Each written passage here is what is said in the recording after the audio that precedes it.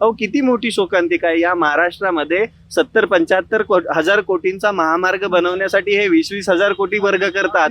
रोज निलाजऱ्यासारखे 9 लाख कोटीचं कर्ज आहे महाराष्ट्रावर हे सांगतात.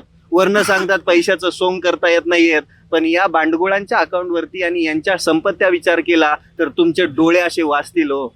तुम्ही आजपर्यंत पत्र्याच्या मातीच्या घरात राहिलात. यांचे महल आहेत 5-5, 10-10 मजली, त्याच्यामध्ये राहतात. यांच्या प्रॉपर्ट्यांचा विचार केला तर आपण विचारही करू शकत नाही. यापेक्षा जास्त यांच्याकडे पैसा आहे.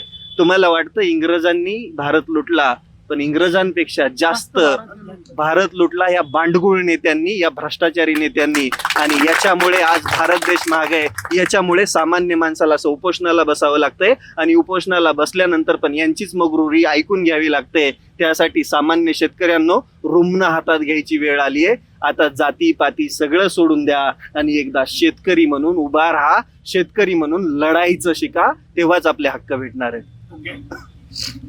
तर मंडळी, अशा पद्धतीनं सध्याची व्यथा आणि सध्याची परिस्थिती ही आपल्या समोर आहे. शेतीची परिस्थिती अत्यंत बिकट आहे. शेतीच नाही तर शेतीची माती देखील खरडून गेली आहे. आगामी काळात दिवाळी आहे. जो सोयाबीन उत्पादक शेतकरी आहे अख्ख्या जगाला तेल पुरवतो, त्याच्या घरात येणाऱ्या दिवाळीत दिवा लागणार नाही आहे. कारण शेतीच राहिली नाहीये. शेतातलं सोयाबीन वाहून गेलाय. सोयाबीनच नाही तर तेल कुठून निघणार. या सगळ्या गोष्टी आपण आणखी देखील बघणार आहोत. तुर्तास या ठिकाणी थांबूया. आणखी काही मंडळी सोबत चर्चा करूया. धन्यवाद.